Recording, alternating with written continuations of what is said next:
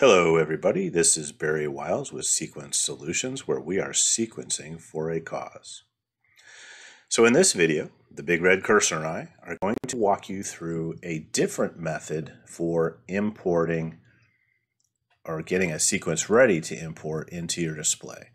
Now, a lot of people who have been doing this for a while and mapping sequences into display know the method where you download a sequence. You open that sequence in the native show image. So in the case of this particular sequence, we do it on this layout, so our diamond display layout. So you would open your sequence, open up the sequence file, and under that would be the RGB effects files to allow you to open up the display image like this. You would go in and create or open up the xLights file. You would render it, and then when you did that, it would point all the pictures and images and shaders and things that are used in that file to the files in the subdirectory for the downloaded image. And that process still works. It's a good way if you know how to do it. But xLights included some time ago a feature for bulk editing.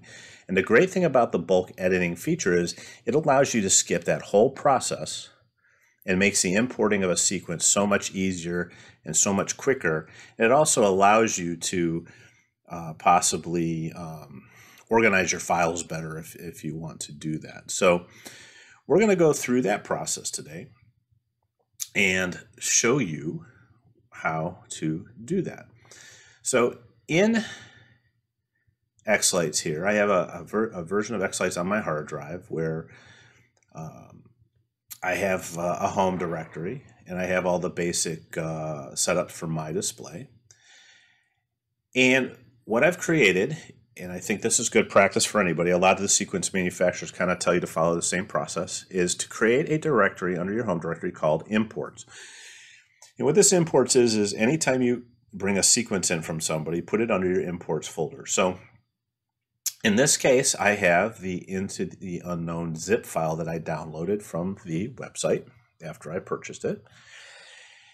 And what I want to do is I want to unzip that file under the imports file.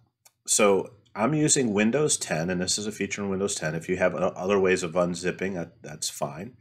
If I click the file, I get this little icon that says Extract All. And I hit Extract All. It's going to ask me what directory I want to go into. So I'm going to hit Browse. I'm going to hit my native directory. I'm going to go down here to xLights, Home, Imports, and hit that. Select OK and say Extract. Now, if I go to my imports directory, what I've got now is I've got the zip file, and I actually have the unzipped file in my directory. Now, at Sequence Solutions, what we do is all of our sequence will have this heading. It'll have SSL for Sequence Solutions. It's just a shorthand version for that. A dash, the song name, the year of the song, and then the D for diamond and P for platinum displays. This way, when you import multiple sequences, you'll have a nice clean look where all the SSL sequences will be grouped together when you sort them on your browser. And if you have other manufacturers, I would recommend putting them in their own directories too. Another thing you can do is under imports, you could create a Sequence Solutions directory or a brand A or brand B directory and put your sequences under there too. That's fine. It takes it down, one more directory. And then you can get rid of the zip file. I tend to leave mine in there just for storage, or you can store it somewhere else, whatever your preferences are. So when you go to open up the directory, there's going to be two subdirectories under there. One is going to be the paperwork directory. And under this is going to be a lot of helpful information about the sequence in general, and the models and the props and how to set up the submodels. So if this is the first time that you've imported this Sequence Solution sequence, a lot of great information. There's layout pictures that show you the layouts and just kind of gives you a brief explanation of what all the models are. And then there's a README first file. I always recommend that because in the README first, we'll have anything that might be special about that particular sequence. Like In general, we try to map to groups, but sometimes we will map to individual props for certain effects. So that README file will tell you, hey, look, there's some individual props we map to. Or it may say, hey, pay special attention to this or that. It might have shaders, might have pictures. So definitely read that, because that'll give you any important information for that particular sequence. Then in the other directory is the import directory. So this is the diamond layout for our diamond series. We have a platinum layout for a platinum series, so that would say platinum. This is where the XML files are stored for the layout that we program the sequence on. So I always recommend when you import or you buy a sequence from somebody, especially if it's the first time, go ahead and set your xLights directory up to that directory. Go ahead and look at the layout, look at how the props are set up, look at the group names. In this case, when you'd open up, you'd see this look. I'd go to the top, look at how all the groups are set up.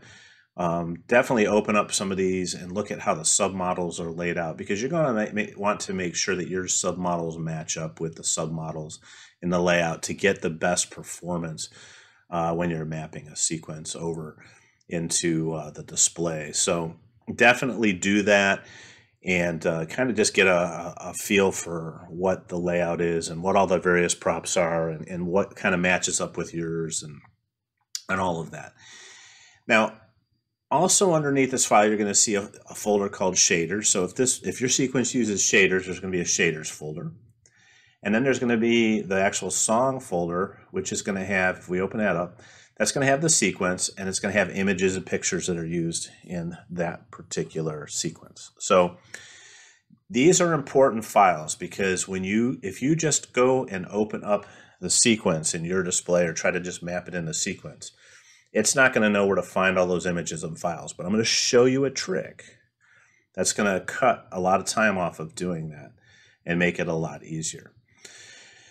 So shaders can be handled kind of a couple different ways. If you have in your home directory, which most people will, there'll be a file or a subfolder called shaders under here. If you have that, I would just go ahead and copy the shaders over to that. You don't have to, because again, I'm going to show you how we're going to set that up in a minute. And then the images, you can leave in this folder, or if you want to have a separate area for the images, you can. But usually I say leave the images under a song, just so you know where they're at.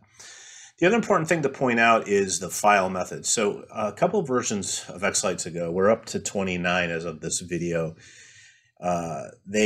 They put in a feature where now they're calling the files XSQ extensions instead of XML to kind of differentiate them. And the reason they did this is a couple of things. This is a unique extension to xLights, so now when you see the file, you'll see the little nutcracker back from when they started as nutcracker, and it's a file type now specific to xLights.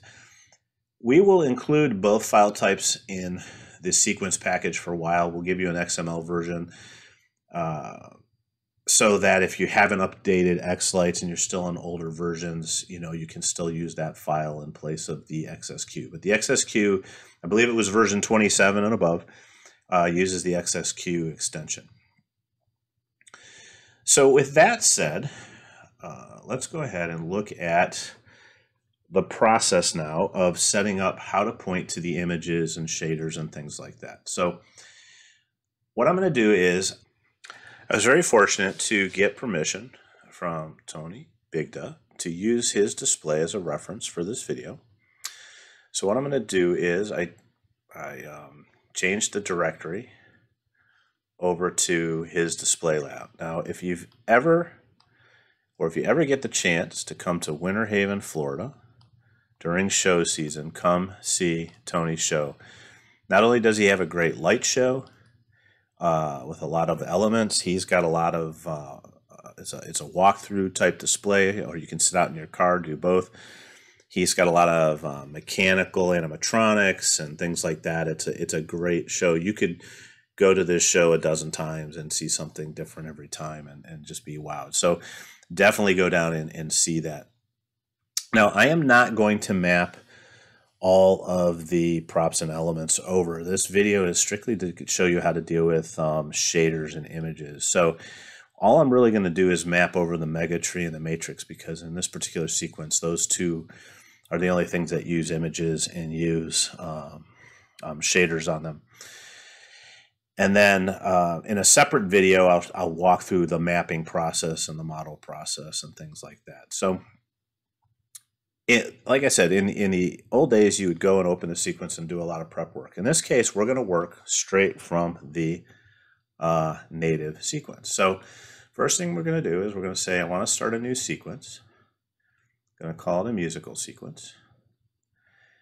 I'm going to find the music. So in my particular case, I've got the music stored in here. It's going to be into the unknown. Now, I am a big fan of 40 frames per second. You know, there's always debates on whether you should just go 20 or 40. I always do 40 in my sequences for a couple of reasons. Number one, if you do singing faces, especially singing faces with any kind of characters or anything in them, then you're going to want to have that, because it makes the singing faces move a little bit better. And it also, if you see quick ramp ups and ramp downs, sometimes you'll see some issues on slower frame rates. It's hard to catch with the eye, but it's there sometimes. So as the great Russell McFarlane once said, more volts is better. I'm a believer of more frames are better. So anyway, with that said, what we've done is we've created a new sequence. Now, what we're going to do is go to import effects, and we're going to go into where we had that file. That was on my C drive, home, and we're going to go to imports and into the unknown, diamond layout, and we're going to pick, in this case, I'm going to use the XSQ file. Now what that's going to do is it's going to open up a map of all the various props and groups that this particular sequence uses, and all of the groups and props that are in the home display. Now, like I said, I'm going to do another video on grouping and the groups that are set up and how to better map that stuff. So right now, really, all I want to do is I'm going to import the mega tree and the P10 panel, because that's what. So what we're going to do is we're going to put the mega tree on the tree, and then we're going to find his matrix, which I think is up. His P5 panel, and we're going to put the P10 matrix on that, and we're going to hit OK. We're going to disregard the rest of these. So what this is going to do now is it's going to bring those over. We're going to scroll down and find out where his matrix is at. Okay. Now, there's two things you will need to do this. The first is you're going to go in, if it's not already up. In most cases, people don't have this up all the time. If you go into the windows of xLights and you bring up select effect, it brings up a box where you can go in and pick the effect type and pick the type of effect. It will search and tell you what models that effect's in, and it'll tell you the exact times that all those effects are located in. So we're going to need this piece first, and then you're going to need the effect settings box to do the second part. So let's go ahead and bring these both out here. So what we're concerned with when we're done mapping is there's three things that are typically that need to be mapped in the sequence. One is images, if you use images, which are pictures. One is videos, if you use videos, and the other is shaders. So we're going to start working with the pictures first. So the reason I wanted to find the P5 panel or the mega tree, you could have done either one of these, is what we're going to do is we're going to select the effect type. We're looking for pictures. And it's going to come in and say, okay, there's pictures in the P5 panel and there's pictures in the tree. And I'm going to do a select all, and it's going to go and tell me during the time cycles, during this whole sequence, where all the instances of the pictures are for both the mega tree and the P10 panel. Once I do that, then I want to hit the select all. And it will select all the occurrences. So if you've noticed down here, these turned purple. They were white a minute ago. So back the video up, and you'll see that these were white. Now that they're purple, that means all of the picture effects in the entire sequence have just been selected. Now, here's where the magic starts. You go up here to where the browse. Now, as you can see, right now the images are pointing to my OneDrive, which is where I store the images when I program. I use the cloud and I save everything to the cloud. I program off of the cloud versus this instance, which is actually on the hard drive of the computer. So I point my mouse over and I right click and I get three choices. I can bulk edit the file name, I can bulk edit the path, and I can bulk edit the show folder. And what we want to do is we want to bulk edit the path. And that's going to open up this window. And this is where you're going to pick where you put the image files from the sequence that you downloaded. So what we're going to do is we're going to go to the C drive. We're going to go to xLights, the home directory. Remember, we created that import directory into the unknown, the diamond layout, and the images. I'm going to open that file and I'm going to say that's the folder I want to pick. Now, what xLights is going to do is it's going to go through and where every one of those images is located, it's going to change the directory over to the new directory. And now you can notice that it just found the image, and the panel started lighting up here. Where before that would have been all red. So one of the things you'll always know that your images and your shaders aren't pointing to the proper place because they will come up red. They'll just make a red, fill the prop in red or a red box.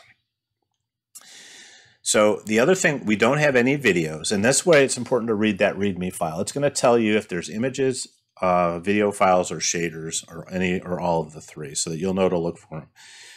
We could go look for videos.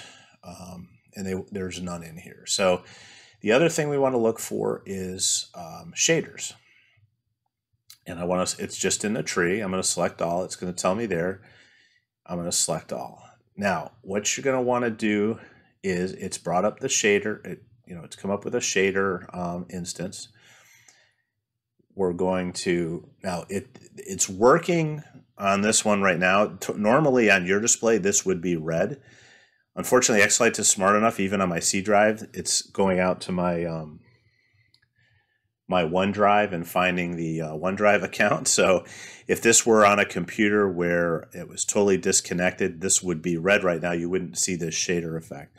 All we're going to do is right click, bulk edit path, and we're going to go to that shader directory.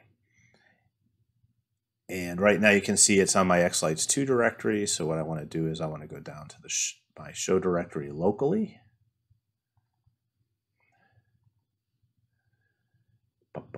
Imports, diamond layout, and shaders. And I'm going to select that. It's going to automatically calculate that out. See how it says xLights home imports now?